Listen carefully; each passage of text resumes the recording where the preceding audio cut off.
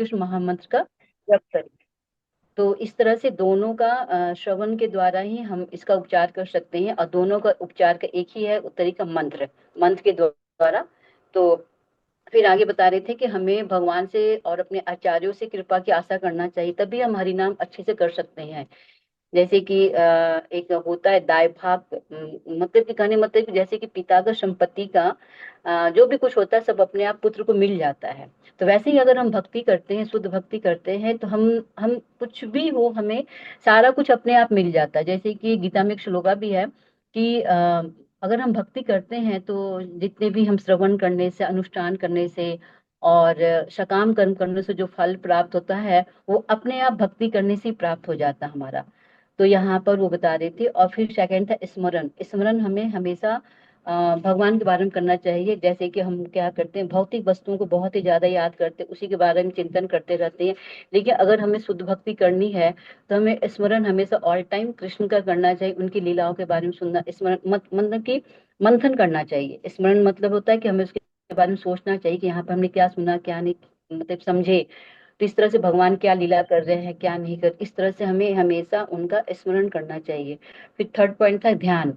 तो निरंतर ध्यान में लगे रहना।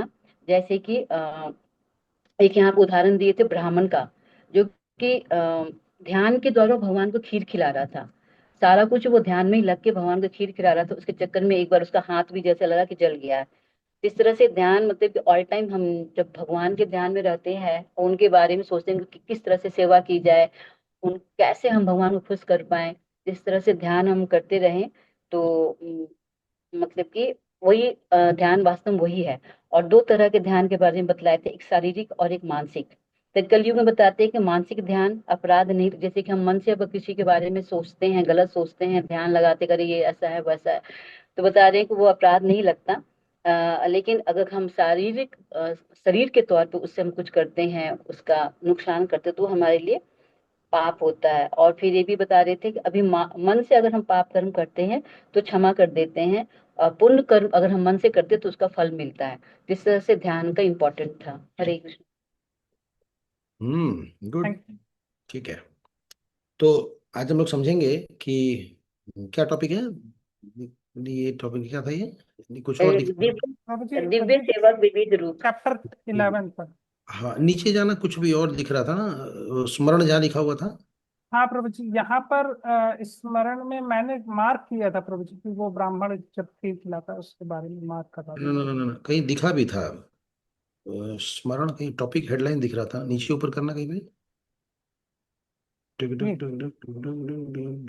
और नहीं, बोल्ड में लिखा हुआ था स्मरण, दिव्य श्रवण और स्मरण, ऐसा कुछ लिखा। ऊपर कीजिए, ऊपर जाइए, ऊपर जाइए, स्टार्टिंग में जाइए जहां से शुरू किया था आपने।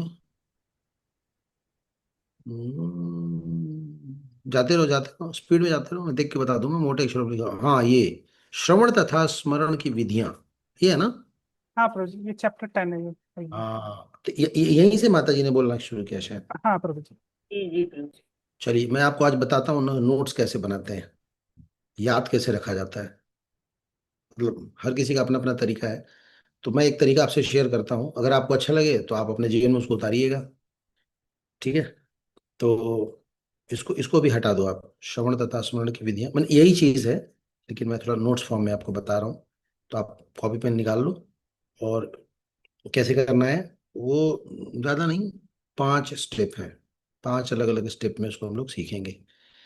ठीक है, तो सबसे पहले हमें क्या करना है, भागवतम या भगवत गीता एक तरफ रखनी है, और दूसरी तरफ हमारा नोट्स होना चाहिए। ठीक है, कोशिश ये करना है कि हम कॉपी पेन यूज करें। मोबाइल लैपटॉप भी चलेगा, लेकिन उसमें भटकाव के चांसेस ज्यादा है, कॉपी पेन ज्यादा अच्छा है।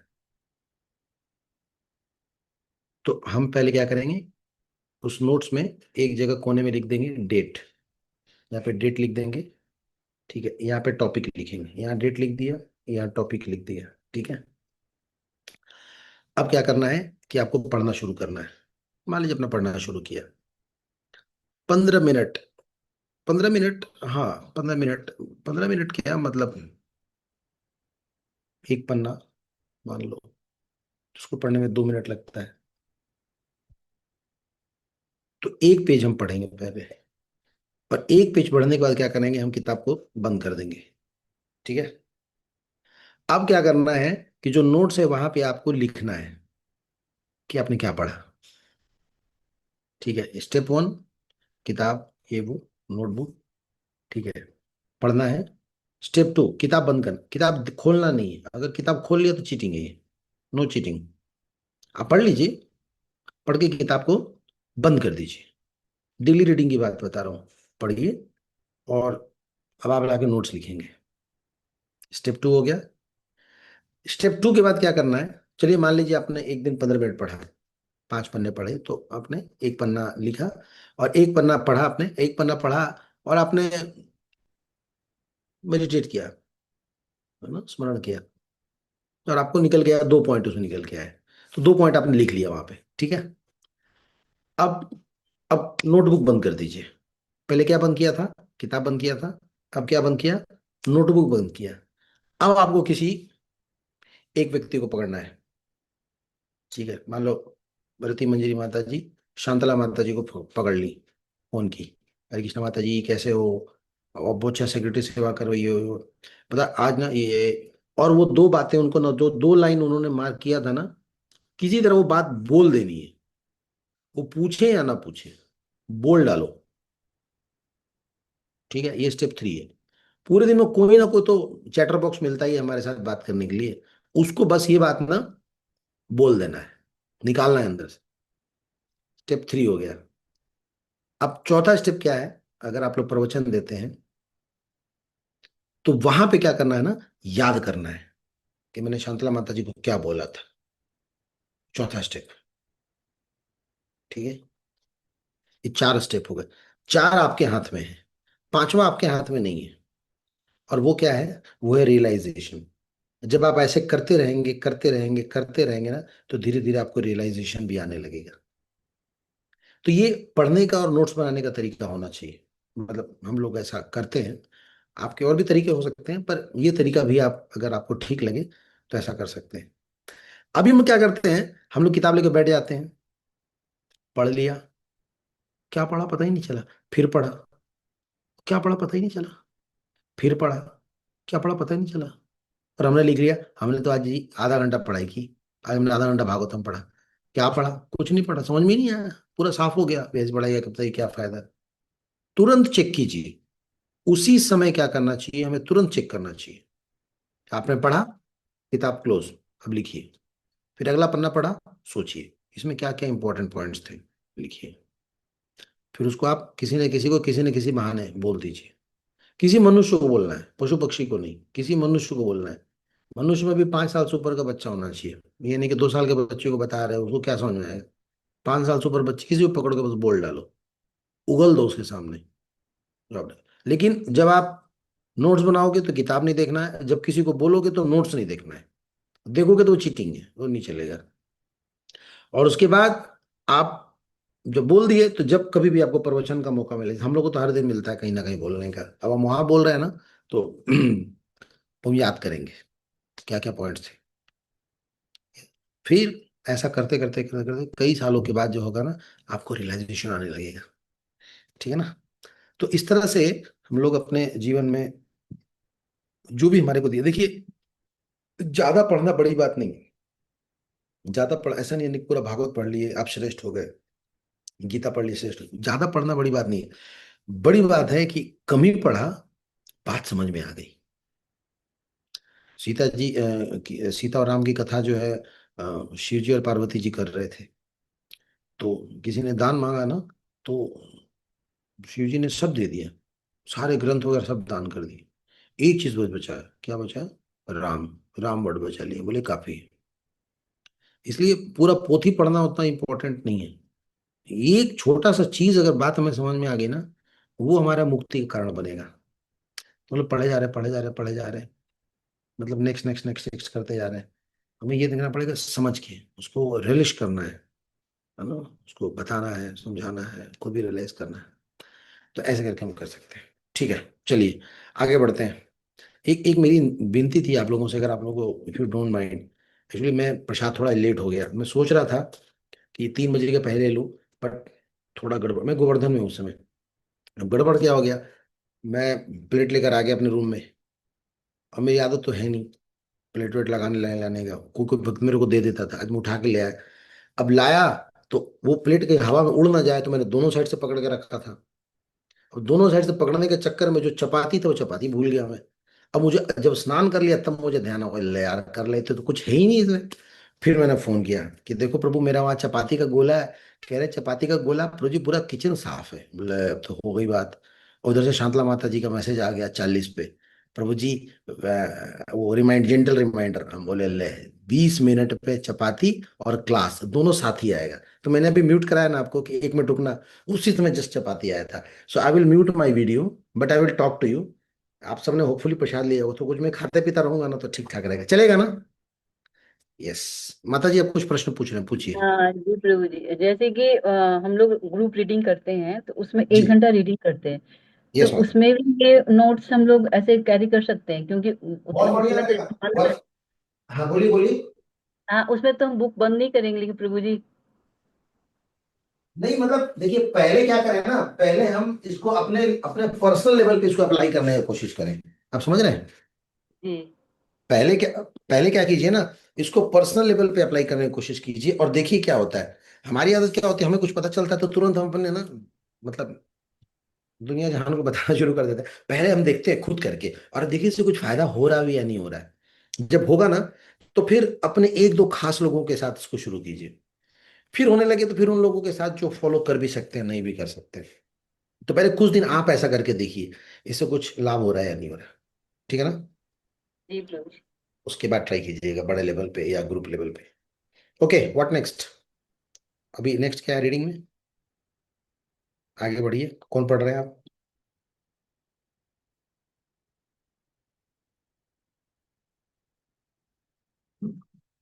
जिसको भी पढ़ना वो हैंड रेस कर सकता है, नहीं तो मैं स्टार्ट कर दूँ। मैं पढ़ लूं क्या प्रभु जी? हाँ माता जी, आप हरे कृष्णा। अध्याय 11। दिव्य सेवा के विविध रूप। दास्य भाव। कर्मियों के अनुसार कर्म के फलों को अर्पित करना दास्य भाव या सेवकाई है, किंतु शील रूप गोस्वामी जैसे वैष्णव आचार्यों के अनुसार भगवान की किसी न किसी सेवा में निरंतर संलग्न रहना भी दास्य भाव या सेवकाई है। स्कंद पुराण के अनुसार जो लोग अनुष्ठानों, चारों वर्णों और चारों आश्रमों में लिप्त रहते हैं वे भक्त माने जाते हैं, किंतु जब भक्तगण भगवान की प्रत्यक्ष सेवा में लगे होते हैं तो वे भागवत यानी शुद्ध भक्त होने चाहिए। जो लोग चारों वर्णों या चारों आश्रमों द्वारा सकाम कर्मों या नियत कर्मों में संलग्न रहते हैं वे वास्तविक शुद्ध भक्त नहीं होते। तो भी चूंकि वे भगवान को कर्मों का फल अर्पित करते हैं, अतएव उन्हें भक्त माना जाता है। किंतु जब किसी की ऐसी इच्छा नहीं होती है तो वह भगवत प्रेम के कारण रागानुगा होकर कर्म करता है, तो ऐसे भक्ति को भी शुद्ध भक्त माना जाना चाहिए। जो बद्ध जीव भौतिक जगत के संसर्ग में आ चुके हैं वे प्रकृति पर न्यूनाधिक प्रभुत्व जताने के लिए लालायित रहते हैं। वर्णाश्रम प्रथा तथा इस प्रथा के अंतर्गत नियत कर्तव्य इस प्रकार नियोजित किए जाते हैं कि बद्ध जीव इंद्रिय तृप्ति हेतु अपनी अपनी इच्छाओं के अनुसार भौतिक जगत का भोग कर सके और साथ ही क्रमशः आध्यात्मिक ज्ञान को प्राप्त करें। वर्णाश्रम के अंतर्गत इन नियत कर्तव्यों में से कई कार्य तो कृष्ण भावना भावित भक्ति से संबंधित होते हैं। जो भक्तगण गृहस्थ होते हैं वे वैदिक कर्म कांडों के साथ भक्ति के नियत कार्यों को भी स्वीकार करते हैं, क्योंकि दोनों ही कृष्ण को तुष्ट करने के निमित्त होते हैं। जब गृहस्थ भक्तगण कोई वैदिक अनुष्ठान करते हैं तो वे कृष्ण को तुष्ट करने के उद्देश्य से ही करते हैं। जैसा कि हम पहले कह चुके हैं कि भगवान को तुष्ट करने के उद्देश्य से किया गया कोई भी कर्म भक्ति माना जाता है। शील रूप गोस्वामी जी यहाँ उस व्यक्ति का वर्णन करते हैं जो भक्ति में संलग्न के लिए उपयुक्त है। वे कहते हैं कि जो नव दीक्षित हैं और जिन्होंने थोड़ा भी भगवत प्रेम विकसित कर लिया है वे भी अपनी भक्ति के अनुपात में इंद्रिय तृप्ति के कार्यों में रुचि नहीं रखते, किंतु फिर भी यदि इंद्रिय तुष्टि करने वाले कार्यों में किंचित भी अगर रुचि होती है तो वे ऐसे कर्मों के फल को कृष्ण को अर्पित करना चाहिए। इसे भी भगवान की सेवा में संलग्न रहना कहा जाता है, जिसमें भगवान स्वामी स्वरूप होते हैं और काम करने वाला दास के रूप में होता है। नारदीय पुराण में बताते हैं कि यह दास्य भाव किस तरह दिव्य होता है। उसमें कहा गया है कि जो व्यक्ति मनसा वाचा कर्मणा निरंतर भक्ति में लगा रहता है, अथवा ऐसा व्यक्ति जो भक्ति में लगा ही नहीं रहता किंतु निरंतर उसकी कामना करता रहता है, उसे मुक्त समझा जाता है। तो ये तो होता है दास्य भाव। अब आता है साख्य भाव। साख्य भाग भी दो प्रकार से हो सकता है, जिसमें पहला वह जिसमें भगवान के विश्वास पात्र दास की तरह माता कर्म कर हरे किया कृष्ण। जाता है। माता जी, जी पहले दास्य भाव के ऊपर डिस्कशन कर लें क्या?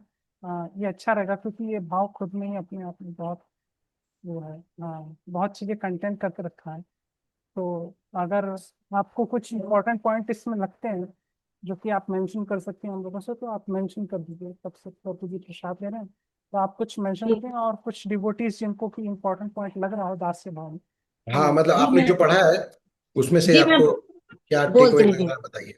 जी तो जैसे कि नवदा भक्ति में 9 प्रकार के भाव बताते हैं, तो उसमें एक दास्य भाव मुख्य है, जिसके जो अधिष्ठाता है वो हनुमान जी हैं। ये बेसिक है, इसमें नहीं लिखा है, बता रहे थे। तो वो बता रहे हैं कि हमारे श्री रूप गोस्वामी जी बता रहे हैं कि दास्य भाव को क्या होता है और किस प्रकार से दास्य भाव में भक्ति की जाए। तो जो भी कोई मनुष्य किसी भी प्रकार से भगवान की सेवा में संलग्न है, या संलग्न बाद में कह रहे हैं कि संलग्न रहने की कामना भी करता है, तो वो दास्य माना जाता है। और बहुत से लोग होते हैं जो अपनी इंद्रिय तृप्ति भी करते रहते हैं, साथ में भक्ति भी करते रहते हैं। भक्ति मतलब भगवान की सेवा करते हैं, चाहे प्रत्यक्ष हो चाहे वो अप्रत्यक्ष रूप से हो। लेकिन अगर वो अपने इंद्रिय तृप्ति के जो कार्य करते हैं, उनके जो कर्म फल में भगवान को अर्पित कर देते हैं, तो वो जो कर्म है इंद्रिय तृप्ति के लिए किया गया, वो भी भक्ति में कार्य में आ जाता है, और वो भी दास्य भक्ति के अंतर्गत आ जाता है। तो भगवान की सेवा करना प्रत्यक्ष रूप से या अप्रत्यक्ष रूप से, या फिर अपनी इंद्रिय तृप्ति का के लिए किया गया कर्म, उसके फल को भगवान को अर्पित करना, और या फिर हम किसी कारणवश भगवान की सेवा नहीं कर पा रहे हैं, लेकिन कामना कर रहे हैं, मन ही मन इच्छा कर रहे हैं, तो वो भी नारद पुराण में कहा गया है, वो भी दास्य भाव के अंतर्गत आता है। तो ये भक्ति का दास्य भाव होता है। मैंने शॉर्ट में बताया है प्रभु जी। हरे कृष्णा। आगे प्रभु जी हम्म। हम्म। बताएंगे। प्रभु जी, मेरे कुछ पॉइंट्स मैं बता सकता हूँ? हाँ, बोलिए बोलिए। अब प्रभु जी, यहाँ पर माता जी ने इंद्रिय तृप्ति की बात की है, तो मुझे उसमें इम्पोर्टेंट पॉइंट लगा कि यहाँ पर जो शिला प्रभुपाद ने लिखा कि वर्ण आश्रम के अंतर्गत नियत कर्तव्य को, तो जब भी हम इंद्रिय तृप्ति की बात करते हैं तो यूजली लोग इंडिपेंडेंट होने की बात करते हैं, लेकिन यहाँ पर जो इंद्रिय तृप्ति की बात हुई वो धर्मानुसार इंद्रिय तृप्ति की बात कही गई है, ताकि हम धर्म को फॉलो करते हुए, वर्णाश्रम को फॉलो करते हुए, फिर इंद्रिय तृप्ति, अगर उसमें इंद्रिय तृप्ति हमें मिल रही है, तो वो भी हम भगवान को समर्पित कर सकते हैं। प्रभु जी, मुझे तो इतना समझ में आया। आप हरे हम्म। कृष्ण।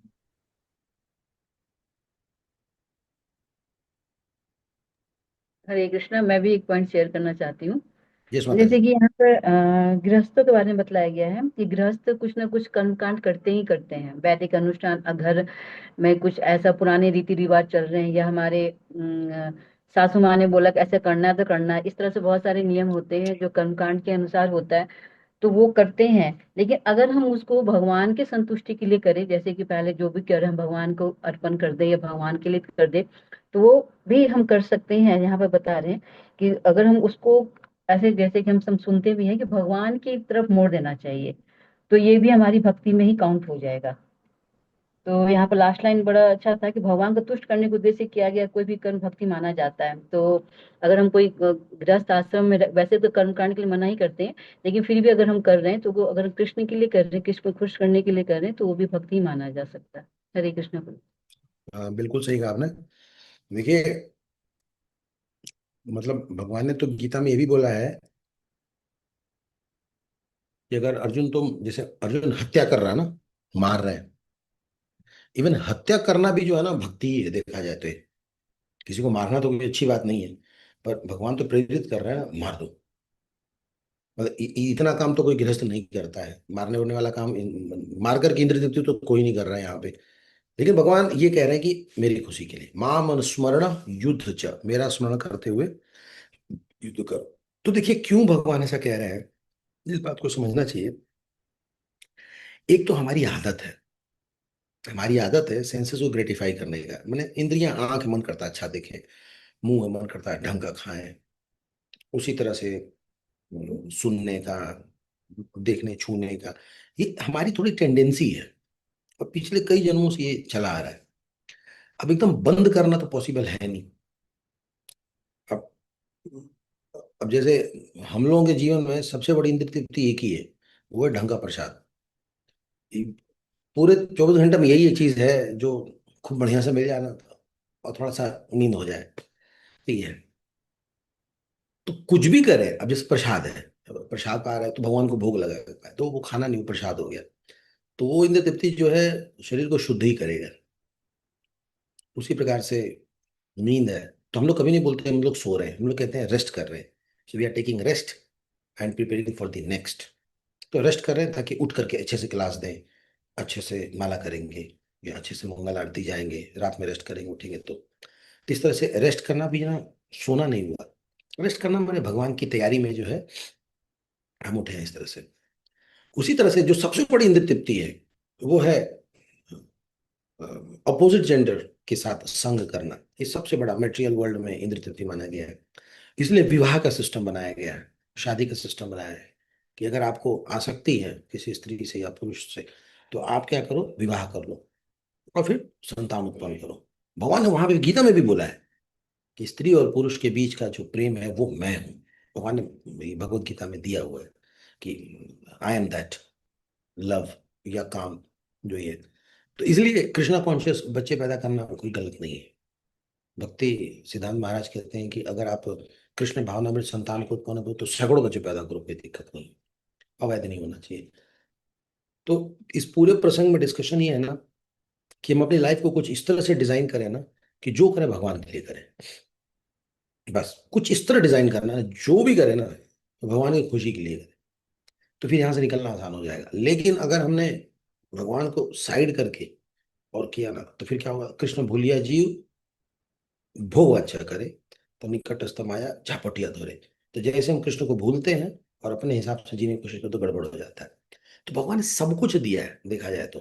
ऐसा नहीं कि भगवान इस संसार में हमें भूखे नंगे की तरह भेज दिया, कुछ नहीं मिलेगा, मरता रहा वहां पे, भिखारी कहीं गया, मुझे छोड़ के गया था, तेरी तो मैं ईट सीट बजा दूंगा, तू देखता, तू देख बेटा भी, तू मेरे को मेरा घर छोड़ के गया था, हाँ, गद्दार, तेरे को तुम। ऐसा भगवान नहीं करते, सब दिया उन्होंने। मौसम के अनुसार देखो फल दिए हैं। अभी जैसे गर्मी का दिन है तो जूसी आइटम ज्यादा है, सर्दी का दिन आता है तो वार्म आइटम्स जैसे गाजर वगैरह होता है वो देते हैं भगवान। सारी चीज फैसिलिटी हमारे से दुश्मनी नहीं निकाल रहा है, भगवान कह रहे हैं लेकिन मतलब नालायकों, मेरे को याद तो करो यार, तुम लोग खा रहे हो पी रहे हो, पर मुझे याद भी नहीं कर रहे, गद्दार कहीं के, हम उठा के फट से खा लिया कुछ भी। ऐसा थोड़ी, कम से कम कुछ तो करो। अगर तुम ऐसा नहीं करते हो, तो निश्चित रूप से तुम पाप खाते हो। तो कम से वो भी, ऐसा नहीं कि भगवान कोई भूखे हैं, उनको लक्ष्मी घर से निकाल रखी है, नहीं, उनको खाने की कमी नहीं है। वो हमें सिर्फ इसलिए ऐसा बोल रहे हैं कि हम उनको खिलाएंगे ना तो हम शुद्ध होंगे। हमारे भले के लिए कह रहे हैं कि मुझे भोग लगाया कर, अच्छे अच्छे आइटम भोग लगाया कर, तुम्हें खाओ, कोई दिक्कत नहीं है। तो लाइफ को इस तरह से डिजाइन किया जाए कि खाते पीते सोते जागते उठते बैठते हर काम करते ही ना, हम जो भी कुछ करें भगवान की प्रसन्नता के लिए करें, तो फिर हम भक्त बनेंगे। प्रभुपाद की एक लाइन है, first become conscious, then only you will become Krishna conscious. Conscious मतलब पहले हम होश में आए, फिर हम कृष्ण भावनामृत हो पाएंगे। अभी हम लोग कॉन्शियस नहीं है, मतलब कि पशु स्तर का जीवन है ना, कोई मतलब ही नहीं है, ना उठने का टाइम, ना खाने का कोई सिस्टम, ना ही इंद्र तृप्ति का, सब कुछ पशु जैसे, कुत्ते बिल्ली नहीं है वैसे रहे, कहीं भी खा रहे हैं, कहीं भी सो रहे हैं, कुछ भी कर रहे हैं, वो कोई वैसे ही आज का जीवन हो गया। आप किसी को टोक रोक नहीं सकते, जहां किसी को बोले तुम, मेरे को बोलना नहीं, उसको खाने में नहीं रुक सकते, उसको सोने में नहीं रुक सकते। आज का जो युवा पीढ़ी है ना, वो टोका टाकी नहीं चाहता है, वो कुत्ते बिल्ली की तरह रहना चाहता है, वो शादी ब्याह नहीं करना चाहता है। ऐसे ही बिन फेरे हम तेरे, लिव इन रिलेशन जिंदाबाद। उसके बाद फिर क्या, सरकार को हेडेक है, सरकार संभालेगी। हर पुरुष अपनी अपनी महिला का अगर जिम्मेदारी ले तो सरकार को दूसरा ढंग का काम करे ना। अब सरकार ये सब काम छोड़ करके सारी माताओं की जिम्मेदारी लेना शुरू कर दे। रूपा ने लिखा है साइंस ऑफ सेल्फ रिलेशन में कि सब लोग अपनी अपनी जिम्मेदारी निभाते, तो भाई मैं कुछ और वेलफेयर का काम करता ना, हर कोई अपना अपना परिवार देखे, तो मैं पूरा संसार को देख लूंगा। लेकिन तुम लोग अपना परिवार देखते नहीं हो। अब सरकार की जिम्मेदारी है ना, अब उसको पेंशन दो, उसके लिए आश्रय स्थल दो, तो कई सारी चीजें हैं। इसलिए जो भी करें हम भगवान की खुशी के लिए, ठीक है। हरे कृष्णा। नेक्स्ट।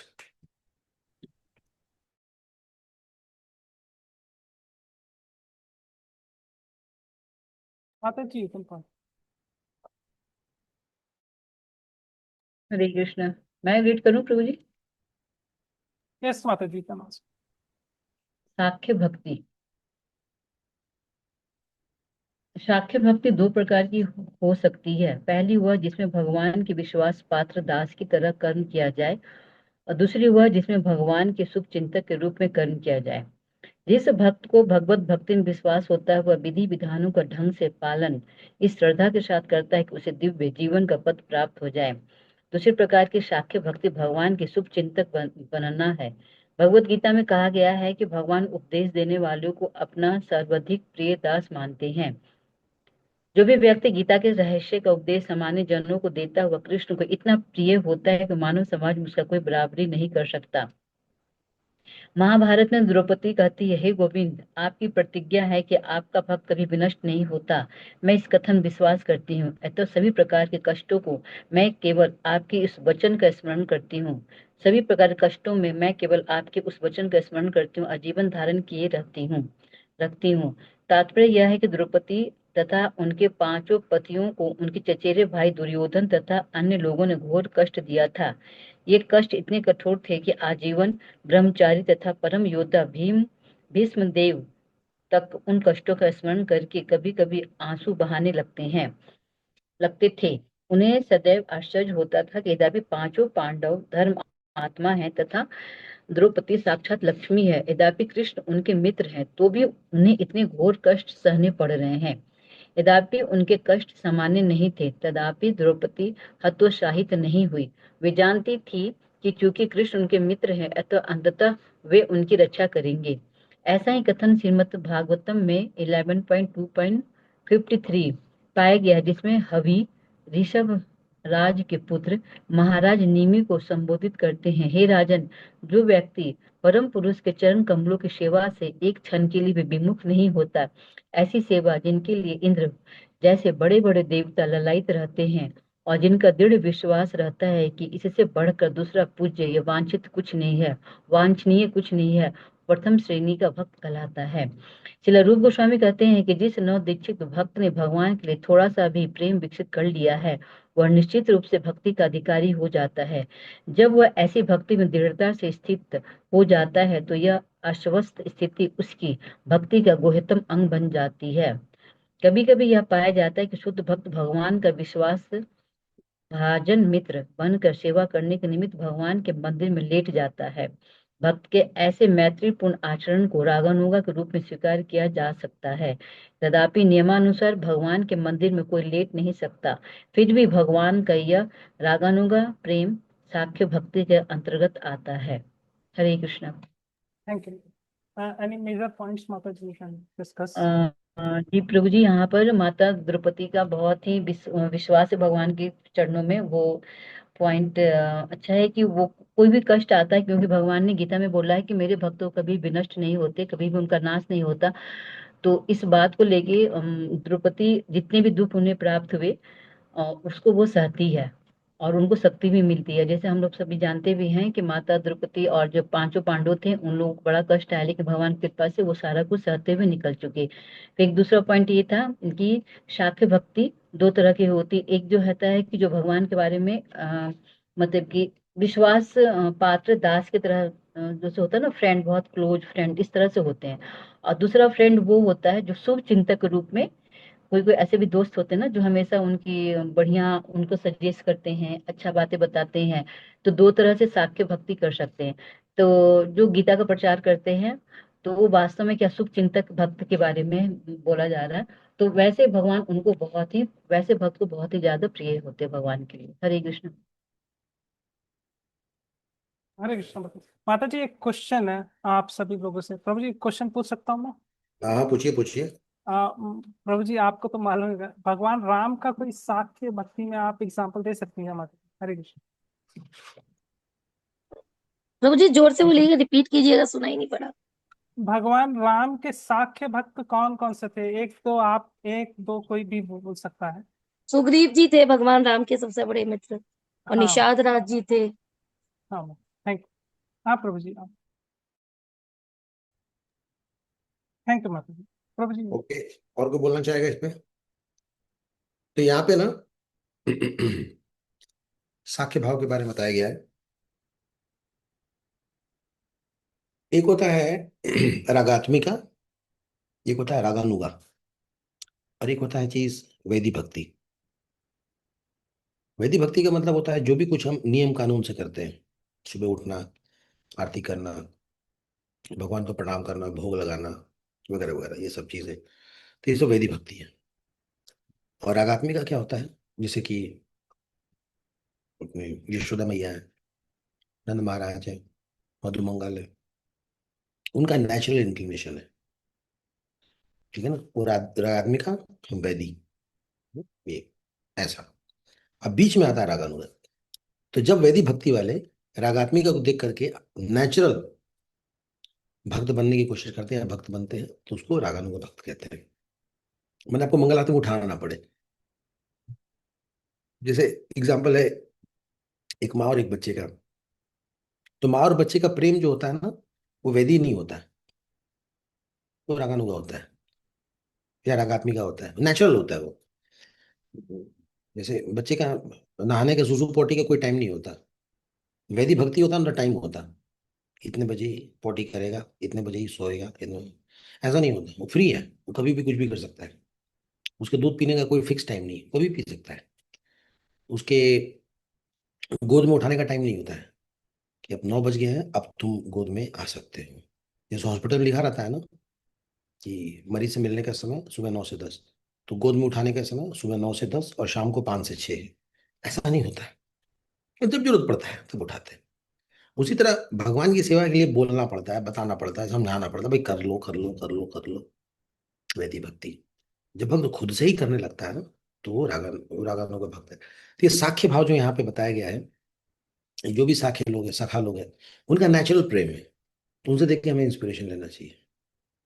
और द्रौपदी माता जो है वो भगवान से बहुत प्रेम करती है।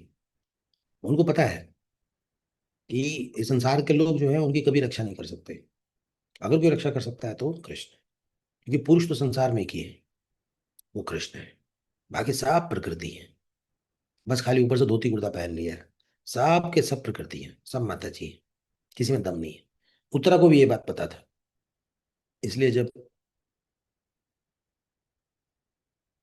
क्या नाम इसने वो चलाया था वर्ड, अश्वत्थामा। अश्वत्थामा। अश्वत्थामा। अश्वत्थामा। अश्वत्थामा ने जब बाण चलाया ना, तो वो भाग करके उत्तरा कृष्ण के पास ही गई। उनको मालूम था ये 5 5 ससुर मेरे किसी काम के नहीं है, ये कुछ नहीं कर पाएंगे। तू उनके पास गई, उनको पता तू बचा लेंगे। तो इसका मैसेज ये मिलता है कि हमें भगवान पे पूर्ण रूपेण श्रद्धा होनी चाहिए, पूरा विश्वास होना चाहिए कि अल्टीमेटली भगवान ही है जो हर स्थिति में हमें बचाते हैं। हो सकता है कई बार डायरेक्टली बचाएं, कई बार हो सकता है किसी और के माध्यम से बचाएं। जो माध्यम भी भेजते हैं ना, हस्बैंड के रूप में, पिता के रूप में, बेटे के रूप में, या सखा फ्रेंड के रूप में, वो सब कृष्ण ही है। कृष्ण ने उसको इंस्पायर किए हमारे, मतलब हम उनके प्रति आभारी हो जाते हैं। एक्चुअली कृष्ण के प्रति आभारी होना चाहिए कि भगवान ने ही उनको भेजा। तो आर्टिफिशियल प्रेम नहीं रखना है भगवान से ना, कि भगवान है, मालिक है, चलो चलो इसका सेवा करना चाहिए, मेरा काम निकलेगा। नेचुरल होना चाहिए, नेचुरल प्रेम होना चाहिए भगवान से। सब कुछ शेयर करना चाहिए, सब कुछ बताना चाहिए, अपने फैमिली का मेंबर समझना चाहिए उनको, हार्ट रिवील करना चाहिए।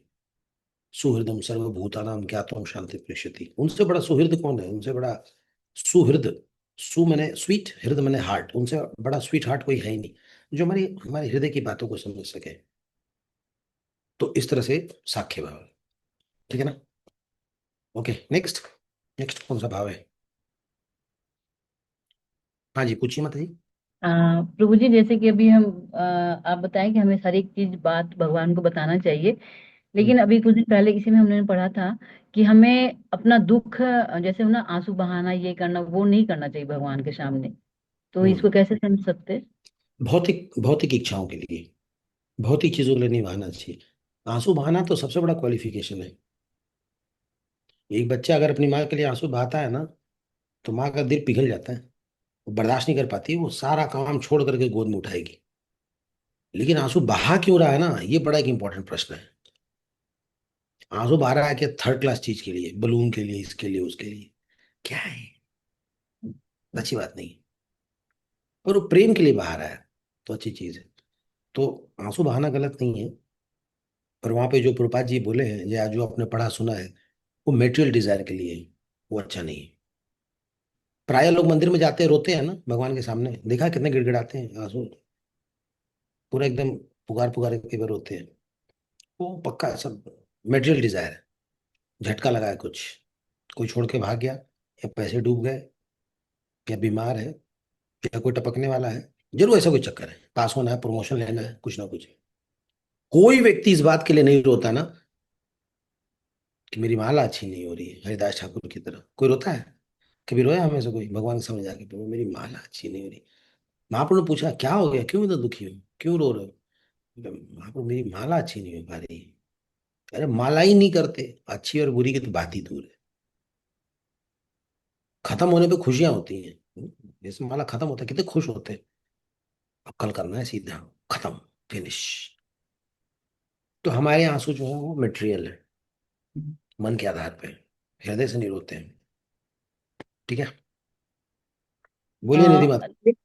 जी, हाँ, प्रभु जी, लेकिन हम तो और किसी के सामने रो नहीं सकते, कुछ भी मटेरियल हो चाहे कुछ भी हो, हम तो भगवान के सामने ही बोल सकते हैं। तो फिर नहीं बोलना चाहिए, फिर वो अंदर अंदर ही रहेगा, फिर क्या करें फिर? तो मैंने मांग ले, हाँ तो ठीक है, तो मांग लीजिए फिर।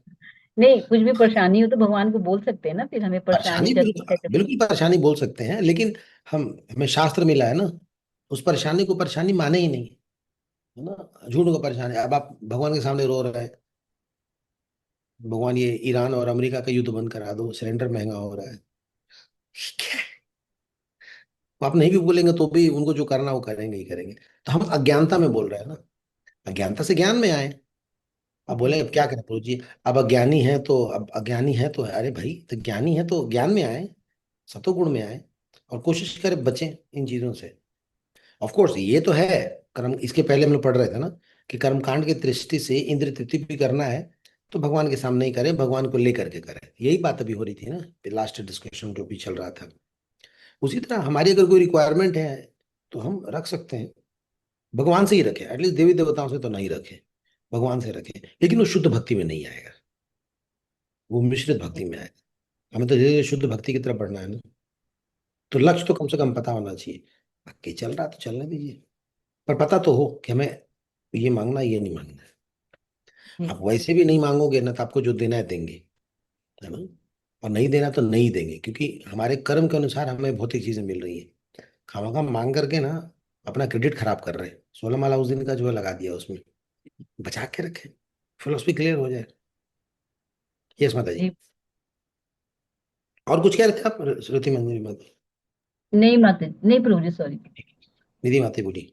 हरे कृष्ण प्रभु जी, धन्यवाद प्रणाम प्रभु जी। जैसे इसमें बताया गया है कि मतलब जो भगवान साख्य भक्ति होती है दो प्रकार की हो गई, एक विश्वास पात्र की तरह और एक शुभ चिंतक यानी वेल फिशर की तरह। तो मैं एग्जाम्पल के लिए मतलब पूछना चाहती थी कि कौन, जैसे एक भी भगवान के तीन प्रकार के सखा हुए, एक उनके बालपन के हुए जो गोप है, गोप सखाएं जो थे बचपन के, और दूसरा उनके एकेडमिक हुए जिसमें सुदामा जी सखा रहे जो सबसे बड़े बाद में जाके जिन्होंने अपना मतलब कुछ भी नहीं मांगा, और तीसरे प्रकार के सखा उनके वर्क प्लेस के हो गए यानी अर्जुन जो रहे, जो हमेशा मतलब अंत समय तक उनका साथ निभाया। तो भगवान कृष्ण की जो ये तीनों सखा हैं तीन प्रकार के, उनमें से हम किसको कह सकते हैं कि वो शुभ चिंतक थे और कौन से थे बलराम जी, विश्वासघात? बलराम जी जो शुभ चिंतक थे कृष्ण के, वो तो भाई थे, भाई भी थे भाई और थे फ्रेंड ही भी। है मतलब। भाई थे कि वो दोनों खेलते थे ना साथ में, सखा भी तो थे, साखे भाव में भी तो थे। तो जब कोई भी असुर आक्रमण करने आता था ना, तो बलराम जी क्या करते थे, कृष्ण के जैसा ड्रेस पहन लेते थे ताकि कृष्ण को कुछ ना हो, या कुछ भी होता था ना तो सामने बढ़ करके अपने ऊपर ले लेते थे। तो ये इसको कहते हैं शुभ चिंतक भाई। आज भी आप जाएंगे नंद गांव में ना, तो कृष्ण बलराम को सेम सेम जैसा ड्रेस पहनाया जाता है, दोनों वाइट, दोनों मुकुट, दोनों पगड़ी, या दोनों को जूते, दोनों को बांसुरी, दोनों को मोरपंख, ताकि कंस के द्वारा भेजे गए राक्षस कंफ्यूज हो जाए कि इसमें कृष्ण कौन है बलराम कौन है, और इस तरह से अपने भाई को बचा सके। ये शुभ चिंतक है। अब बाकी दूसरा वाला एग्जाम्पल तो बहुत सारे हैं, सबके सब साखे भाव में ही है उस तरह। तो अर्जुन जी भी शुभ चिंतक नहीं थे, मतलब वो विश्वास पात्र रहे। वो विश्वास पात्र में है। शुभ चिंतक थोड़ा जो बड़ा वाला फ्रेंड होता है ना, फ्रेंड हाँ। लेकिन थोड़ा सा मेच्योर, थोड़ा सा। जैसे बलराम जी एक जगह और शुभ चिंतक दिखा, शुभ चिंता किया था उन्होंने, जब रुक्मिणी जी को लेकर के जा रहे थे तो पीछे से अपनी सेना लेकर पहुंच गए थे, ते शुभचिंतक। ओके, ठीक है, आगे थैंक बढ़े। यू प्रभु जी। यस। जी जी thank-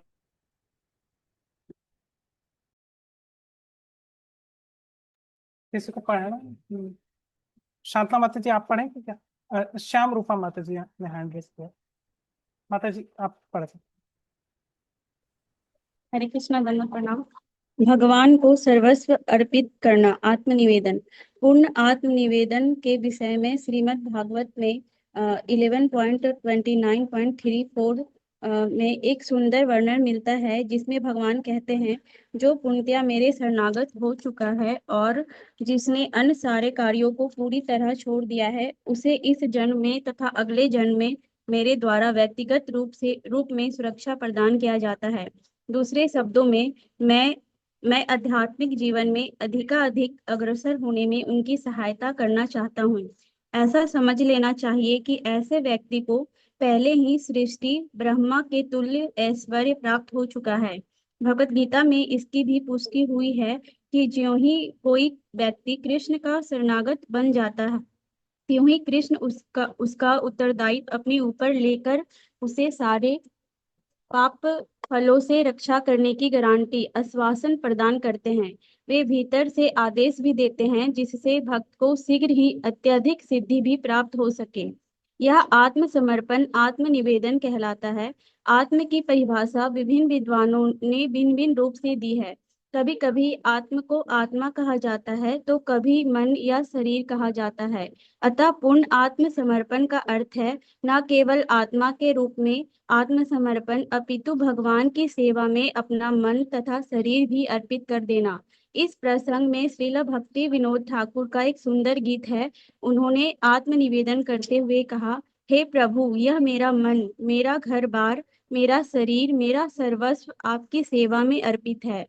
अब आप इनके साथ जैसा चाहें, आप हर वस्तु के परम स्वामी हैं।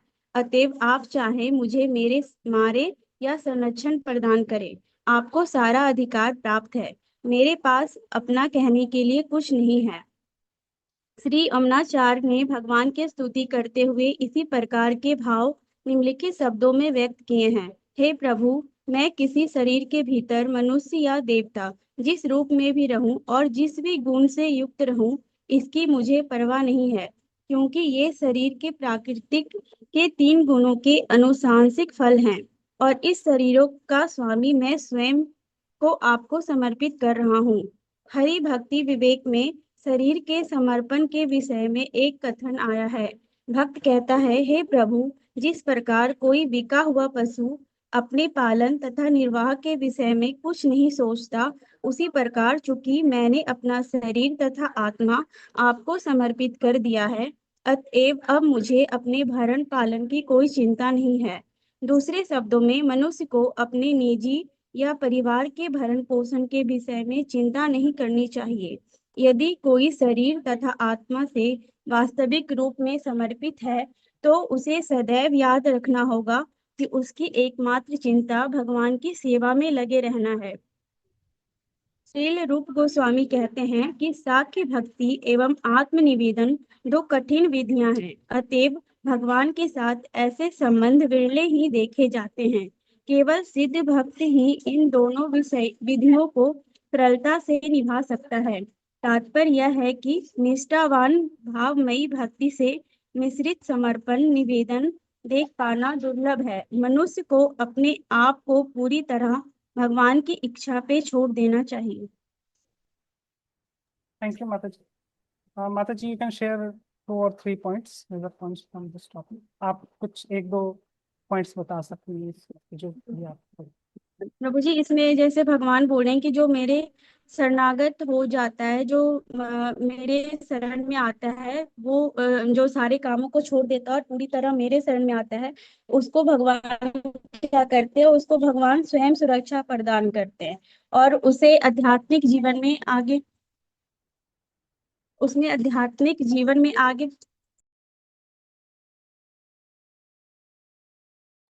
हरे सॉरी कृष्ण। सॉरी प्रभु जी, फिर इसमें भगवान यही बता रहे हैं कि फिर वो क्या करते हैं, उसे अंदर से उनको गाइड करते हैं भगवान की आध्यात्मिक जीवन में कैसे वो आगे बढ़ सकता है। और भगवान बोलते हैं कि जैसे ही कोई मेरे शरण में आता है वैसे ही भगवान जो है उसका सारा उत्तरदायित्व अपने ऊपर ले लेते हैं और गारंटी देते हैं कि उसके जो पाप फलों से उसकी रक्षा करेंगे। और यहाँ पे एक और बता रहे भगवान की, जैसे जो मेरे शरण में आता है उसे ये नहीं सोचना चाहिए कि मेरा परिवार का भरण पोषण कौन करेगा। उसे बस ये चिंता करनी चाहिए कि वो कैसे भगवान की सेवा करे, निरंतर भगवान की सेवा में कैसे लगे रहना है। उससे क्या होगा कि भगवान खुद ही गारंटी ले रहे हैं कि वो सब कुछ करेंगे, भगवान सबके लिए अरेंज करते हैं। तो फिर ऐसे भी हम तो कुछ नहीं करते, सब भगवान ही करते हैं, जो भी हमें शक्ति प्रदान होती है वो भगवान से ही होती है। और फिर यहाँ पे भक्ति विनोद ठाकुर यहाँ पे बोल रहे हैं आत्मनिवेदन और आत्मसमर्पण के बारे में बता रहे हैं कि हमें अपने आत्मा के साथ साथ अपना शरीर अपना मन सभी भगवान की सेवा में लगाना चाहिए। हरे कृष्णा। थैंक यू माता जी। हरे कृष्ण। आप कुछ कहना चाहते हो मनमोहन को? बस ये मेरा सवाल था, तो आप पहले एक्सप्लेन। मैं पहले बोल लेता हूँ, फिर आप बोल देना। हाँ। पूछ लेना। इसमें बहुत अच्छी एक बात बताई गई कि हम सबका जीवन, एक भक्त का जो जीवन होता है ना, एक पशु से कंपेयर किया गया है। पशु कैसे होते हैं? Sold out. आपने देखा होगा ना, कभी सोनपुर मेले में जाएंगे ना, तो वहां पे पशु बिकते हैं, हाथी घोड़े भेड़ बकरी ऐसे बिकते हैं। तो उसको लेके जाते हैं और वो उसको, ये फिर पहले के समय में अफ्रीका में भी ऐसा होता था। स्लेव, इंडिया से कई लोग इधर उधर जाते थे वहां पे, अफ्रीका से ले आते थे कई लोगों को, है ना, स्लेव बना कर, दास बना। तो ये जो हमारे को नाम दिया गया ना, नाम के पीछे जो दास वर्ड लगा हुआ है, दास या दासी, इसका मतलब यही होता है कि हम भगवान के इशारे पे चलेंगे। दास का ना अपना कोई डिजायर ही नहीं होता।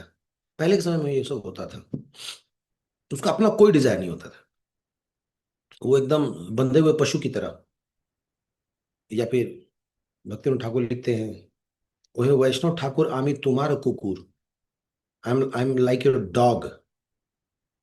हम आपके टुकड़ों पे पल रहे हैं, आप हमें जैसे नचाना चाहो जैसे रखना चाहो। ये एक भक्त का भाव होता है। बड़ा अहंकार को ठेस पहुंचता है।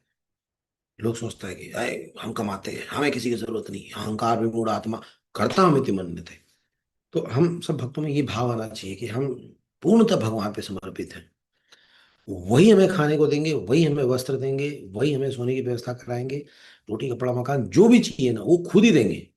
हमें बस उनकी आज्ञा का पालन करना है। यहाँ पे ये बता रहे हैं कि हमें बस उनकी आज्ञा का पालन करने का, बस यही इतना ही काम है। अगर सिर्फ इतना हम करते रहे ना, उनकी आज्ञा का पालन करते रहे, हम उनकी आज्ञा का पालन नहीं करते, हम अपनी भी डिजायर लगा देते हैं बीच में, बस उधर ही प्रॉब्लम आता है और कुछ नहीं। थोड़ा सा जो प्रॉब्लम है यही है ना कि हम अपने फ्री विल का ना अपने हिसाब से यूज करते हैं। हमें लगता है कि नहीं, हम ज्यादा बेटर सोचते हैं, हमें अपने करियर के बारे में, मुझे लगता है कि मुझे ज्यादा पता है। भगवान कहते हैं कि हमने तुम्हें एक टैलेंट दिया है, तुम अच्छा गाते हो, तुम अच्छा बोलते हो, तुम अच्छा लिखते हो, या तुम अच्छा क्रिकेट खेलते हो। तुम्हें एक एक चीज दे दिया ना, उस चीज को आधार बना करके मेरी सेवा करते रहो, तुम्हारा जीवन तर जाएगा। हमारे को नहीं, ये तो है ही है, मुझे वो भी चाहिए। मैं क्रिकेटर भी हूं, मैं फुटबॉलर भी बनना चाहता हूँ, मैं शक्तिशाली भी हूं, मैं सुंदर भी बनना चाहता हूँ, मैं सुंदर भी हूं और मुझे मुझे बैराग भी चाहिए। सब नहीं मिलता। भगवान ने ना जीने खाने भर का ना हर किसी को ना कुछ थोड़ा गुण तो दे दिया है। वो जी खा लेगा वो, मतलब भगवान का स्मरण करके जीवन निर्वाह हो जाएगा। लालच, लालच पड़ोसी को देख के, अगल बगल रिश्तेदारों को देख के, अपने घर वालों को देख के, इनको दिखाएंगे हम क्या हैं, क्या चीज है ना, दुनिया देखेगी। अभी अभी देखो मेरा नया जॉब लग गया ना, अब देखना मेरा CTC 50 लाख का हो चुका है, अब देखना। तो ये हम क्या करते हैं, पुरानी में कोई जरूरत नहीं है। वैगनार से काम चल रहा है, मर्सिडीज लेने की क्या जरूरत है दिखावे के चक्कर में। अब ले लिया, उसको EMI चुकाने के चक्कर में अब क्या दिन रात गधे की तरह काम कर रहे हैं। हम थे किसी और के और काम किसी और का कर रहे हैं। फिर बाद में आकर बोलेंगे प्रभु जी जैसे लाइफ में खुशियां कैसी आएंगी, और नालायक तुम काम ही गलत कर रहे हो, खुशियां कहाँ से आएंगी क्या जीवन में। तो इस तरह हमने क्या किया ना कि बहुत सारी महत्वाकांक्षाएं बना ली हैं। है ना। और सिर्फ पता है क्यों? समाज में दिखाने के लिए, अपना स्टेटस मेंटेन करने के लिए। लोग क्या कहेंगे? किराए का मकान में रहते हैं, लोग क्या कहेंगे? ये तो ऑटो से चलते हैं, इनके तो गाड़ी भी नहीं है, लोग क्या कहेंगे? ये तो ओप्पो वीवो का मोबाइल यूज कर रहे हैं, एप्पल का होना चाहिए, भले ईएमआई पे सही, एप्पल का मोबाइल होना चाहिए। जेब में रखेंगे ऊपर, ताकि आधा दिखता रहे बाहर कि देखो जी हम एप्पल वाले हैं। क्या है? 100% दिखावा, सारा का सारा पूरा जीवन दिखावा चल रहा, कोई जरूरत ही नहीं है। कोई जरूरत ही नहीं है, ना तो इतना मेटेरियल नॉलेज लेने का, ना तो इतना पैसा कमाने का, और ना ही इतना उद्यम करने का। उद्यम को प्रभुपाद जी कहते थे ना, उग्र कर्म। उग्र कर्म का अननेसेसरली हार्ड कोर मेहनत कोई जरूरत नहीं। अच्छा खासा थोड़ा बहुत कर लेंगे, सुबह शाम का 2 वक्त का रोटी मिल जाएगा, घर परिवार खिला हुआ है, सिंपल रखो। पहले घरों में कहाँ इतना तामझाम होता था? घर में मतलब कम चीज, कम से कम चीजें, काम भर की चीजें होती थी, खुश रहते थे। आज इतनी सारी चीजें हैं तो दुखी रहते ज्यादा, नहीं कितना परेशान रहते हैं। तो सादा जीवन, उच्च विचार होने चाहिए, है? तो फिर समर्पण करना आसान होगा। तो दास का मतलब यही है कि जो भगवान के बताए हुए, उनके दिखाए हुए रास्ते पे चुपचाप चले, और अपना अलग से कोई दिमाग लगाने की जरूरत नहीं है, अपने आप सब व्यवस्था कर देंगे भगवान। ठीक है, पूछिए मनु को। प्रभु जी, हम लोग शरणागति की बात करते हैं तो मोस्टली उसके आगे पीछे का हम लोग बहुत सारा चीज भूल जाते हैं। जैसे हम लोग जब विभीषण और भगवान राम का डिस्कशन जब देखते हैं रामचरितमानस में, तो उसमें भगवान राम बहुत अच्छे ढंग से एक्सप्लेन करते हैं कि जो भी शरण मेरी आता है मैं उसे भय मुक्त कर देता हूँ, मैं उसे अभय करता हूँ। फिर भगवान आगे बोलते हैं कि कपट रहित होना चाहिए, मोहि कपट छल छिद्र न भावा। मुझे कपट छल छिद्र लोग नहीं भाते हैं। लेकिन जब हम पुराणों को पढ़ते हैं तो नैमिष नारायण में जितने संत इकट्ठा होते हैं वो डिस्कशन करते हैं कि कलयुग में अधम से अधम जीव आएंगे जो अपनी इन सारी वृत्तियों को कंट्रोल में नहीं कर पाएंगे। तब हम्म। लगता है कि जैसे अब इस कंडीशन को पढ़ा जाए तो शरणागति पूर्ण हो नहीं रही है, और उधर देखा जाए, उस कंडीशन को देखा जाए तो शरणागति पूर्ण नहीं हो रही है, और इधर देखा जाए करेक्टरिस्टिक तो एकदम अधम से अधम स्थिति दिखती है। तो इसका बचाव कैसे होगा, क्योंकि स्थिति तो बदल नहीं रही है। और फिर कभी कभी हम लोग ये भी पढ़ते हैं कि भगवान राम के सामने या भगवान के सामने कोई एक भी बार प्रणाम कर देता है या झुक के साष्टांग दंडवत कर लेता है, उसे भगवान अपना बना लेते हैं। फिर यहाँ हम्म। पर पढ़ते हैं तो शरणागति बड़ी कठोर हो जाती है, फिर बहुत सारी कंडीशन लग जाती है। इसको कैसे समझें प्रभु जी? हरे कृष्ण। शरणागति का एक सिंपल मतलब ये है ना, कि जो भगवान बोले हैं उसके पालन करने का प्रयास करना, बस इसको शरणागति कहते हैं। जो भी उन्होंने बोला है ना, उनके पालन करने का प्रयास करना, ट्राई करना। जैसे भगवान ने बोला है कि सुबह उठो, सुबह उठने का प्रयास करना। बोले मैं तो कपटी इंसान हूं, मैं तो उठ ही नहीं पाया। नहीं, आप चाह तो रहे हो ना, यही शरणागति है। आप प्रयास तो कर रहे हो। अब आप प्लान बना करके सो रहे हो कि कल तो बिल्कुल नहीं उठूंगा, आप प्लान बना कर, मैं तो बाहर ही जाऊंगा, नॉन वेज खाऊंगा मैं। आप प्लान ही बना रहे हो कि मैं तो मंदिर नहीं जाऊंगा, मैं माला नहीं करूंगा। एक होता है कि भाई घर में रिश्तेदार आ गए, या ऑफिस का काम आ गया, या तबीयत खराब हो गई, या कोई बात हो गई इसलिए माला नहीं हो पाई, दैट्स ओके। प्लान बना करके जानबूझ करके ना ऐसा नहीं करना, ये अच्छी बात है। वो है कपटी। भगवान ने गीता में भी इस बात को समझाया है कि कपटी किसको कहते हैं। कपटी उसको कहते हैं जो अपने फ्री विल का ना जानबूझ के दुरुपयोग होता है। कभी कभी मजबूरी में करना पड़ता है कुछ चीजें, हम नहीं चाहते। तो भगवान से अंदर अंदर प्रार्थना करना चाहिए कि भगवान मुझे इस सिचुएशन से निकालिए। फिर वो आपको वो रास्ता दिखाते हैं। कम से कम चाहत तो रखें। हम पहले ही प्लान बना लेते हैं, सैलरी आती है पहले ही प्लान बना लेते हैं, यहाँ खर्च है। उन खर्चों में एक जगह भी भगवान को नहीं डालते हैं। आप ही बोलेंगे कि इतनी खर्च है प्रभु जी, कैसे आदमी मतलब भगवान की सेवा करे। अभी एक प्रवचन था जयदेव महाराज का, वो यही कह रहे थे कि लोगों ने क्या किया है ना, कि अपनी जरूरतों को बहुत बढ़ा दिए, और जरूरतों को मेट करने के लिए ना ये गधे की तरह दिन रात इतना हार्डकोर मेहनत कर रहे हैं। आपने अपनी रिक्वायरमेंट, अपने घर का खर्च हर महीने 10 लाख का कर दिया, 10 लाख आपका हर महीने का खर्च है, तो ऑब्वियसली उसको मेट करने के लिए कम से कम अब 10+ का जॉब तो ढूंढोगे ही ना। अब सबको बोलेगा क्या कहता, अब देखिए प्रभु जी, अब घर को मेंटेन करने के लिए आदमी कमाएगा ना, गलत थोड़ी कर रहा, कमाएगा नहीं, कमाएगा तो कैसे लेगा। अरे भाई, तो आप उस मेंटेनेंस को कम कर सकते हो ना, बजाय कमाई के बढ़ाने के। कमाई को क्यों बढ़ाने के सोच रहे हो, कमाई को घटाओ। कैसे, अपने रिक्वायरमेंट कम कर दो, नॉर्मल रहो आप। लेकिन वो नहीं होगा ना, वो तो ईगो है। अगर एक एक होता है नीड, एक होता है डिमांड। नीड चल जाएगा, लेकिन डिमांड का कोई अंत नहीं है ना। जो आपकी नीड है वो तो भगवान देने को तैयार है ही, जरूरत है जो। तो इसलिए हमें अपने खर्च को ना मिनिमम करने की जरूरत है। कृष्णा कॉन्शियस व्यक्ति का वैसे ज्यादा खर्च होता नहीं है, बेयर मिनिमम रखिए आप। और ऐसा नहीं कि आपके पास अच्छी सैलरी है तो आप अच्छा खर्च करोगे, नहीं। इतिहास में बहुत सारे लोग हैं। चाणक्य पंडित बहुत बड़े मंत्री थे, लेकिन बस मिनिमम खर्च करते थे, जितनी रिक्वायरमेंट है उतना ही करें। प्रभुपाद जी को देखो, करोड़ों की संपत्ति उन्होंने इस्कॉन से बनाई, लेकिन कोई चिट्ठी लिखता था ना, तो उसी चिट्ठी के पीछे खाली जगह पे लिख करके भेज देते थे, पैसा बचाते थे। तो जितनी हमारी रिक्वायरमेंट उतना करें। लेविश लाइफ जिएंगे सब, फिर तो पैसे की जरूरत पड़ेगा पड़ेगा।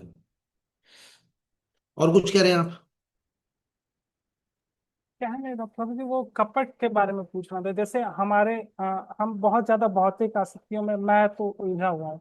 तो मैं हमेशा सोचता हूँ कि नहीं, आज भगवान से मांगना नहीं है, आज भगवान से मांगना नहीं। लेकिन जैसे ही भगवान के विग्रह के सामने पहुंचता हूँ तो वो अचानक से ही निकल जाता है कि भगवान ये मेरी डिमांड है। और तो प्रभु जी, ये भी तो कपट ही है एक तरीके से, कि हम भगवान को बोलते हैं कि हमको भगवान से नहीं मांगना चाहिए, लेकिन मन में तो वो है ना प्रभु जी। नहीं, तो मन में आप ये भी तो कह रहे हैं कि नहीं मांगना चाहिए, तो मन में ठीक भी तो है, प्योरिटी भी तो है थोड़ी सी। देखिए, कोई गलत काम करने के बाद अगर आपको अफसोस हो रहा है ना, तो इसका मतलब सुधार के चांसेस है।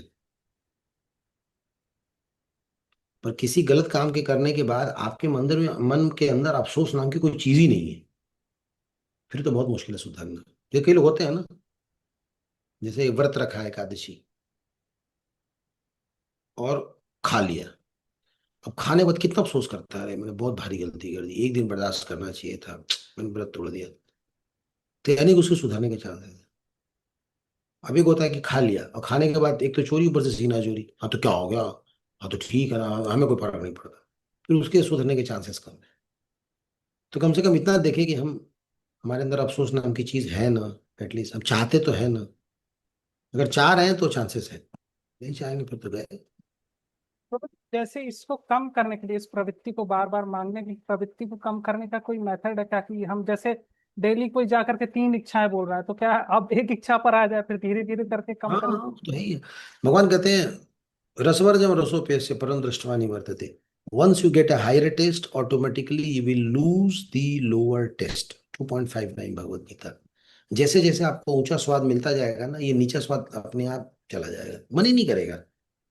एक समय के बाद प्रभु मन ही नहीं करता, मन उड़ जाता है। जैसे मेरे ख्याल, मेरे को नहीं लगता कि आप लोग बाहर खाते होंगे, मन ही नहीं करता बाहर खाने का, क्योंकि घर में पेट भरा रहता है ना, कोई जबरदस्ती थोड़ी है। हम लोग घर से संतुष्ट हैं, अपने घर के खाने से, घर के प्रसाद से, बाहर खाते नहीं। वैसे ही एक समय के बाद ना, हर चीजों के लिए ना धीरे धीरे मन जो है वो, हायर टेस्ट आपको बढ़ाना पड़ेगा। भगवान कहते हैं वो हायर टेस्ट मैं हूं। तानी सर्वाणी संयम्य युक्त आशिता मत पर। मेरे से आसक्त हो, मेरे से आसक्त हो गया तो धीरे धीरे तुम्हारे को टेस्ट आ जाता है।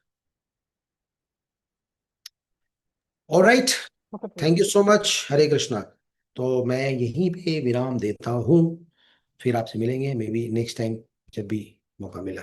श्रील प्रभुपाद की जय, आप सभी भक्तवृंद की जय, गौर प्रेमानंदे, हरि हरि बोल, हरे कृष्ण।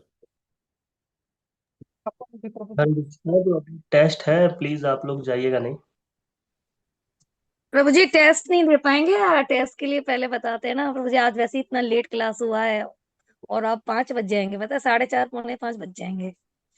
प्रभु जी प्रभु मैं टेस्ट के लिए बोला गया था, टेस्ट के लिए पहले एक दिन पहले इन्फॉर्म करना, ग्रुप में डालना था, हम प्रिपेयर होके आएंगे ना। प्लीज सॉरी, नेक्स्ट टाइम लीजिएगा टेस्ट। प्रभु जी, आज नंबर ऑफ पीपल भी कम है, तो इसलिए मैंने टेस्ट के लिए कुछ बोला नहीं था, क्योंकि आज यात्रा पर थे, इसलिए मैंने मेंशन नहीं किया ठीक था। है प्रभु जी, कोई नहीं, ठीक कर लेंगे। 10th चैप्टर का टेस्ट रेडी है, अच्छा। अभी मैं अभी बोल रहा हूँ, नेक्स्ट वीक का पता नहीं फिर। ठीक है, तो फिर कैसे बोलना है मुझे, मैंने नहीं सुना ये कभी भी कि प्रभु टेस्ट जी के लिए मीटिंग पहले में भी। हुआ था, प्रभु जी मीटिंग में प्रभु जी ने डिसाइड किया था कि जब भी टेस्ट लेंगे ना तो उससे पहले एक दिन पहले जब ग्रुप की नहीं लिंक शेयर होगी ना तो उसके नहीं संग में दिन टेस्ट नहीं। का शेड्यूल भी डाल देंगे फिर कि कल okay tomorrow okay will be test.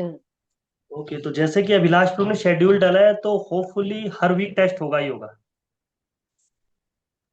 है ना? Yes, हर Prabhu. वीक किसी न किसी डीओटी की ड्यूटी है कि वो टेस्ट बनाएगा और हर वीक टेस्ट होगा ही। तो फिर अब बाय डिफॉल्ट ही है कि उसमें लिख ही देंगे कि Yes. There will be test after class. Yes, yes, yes.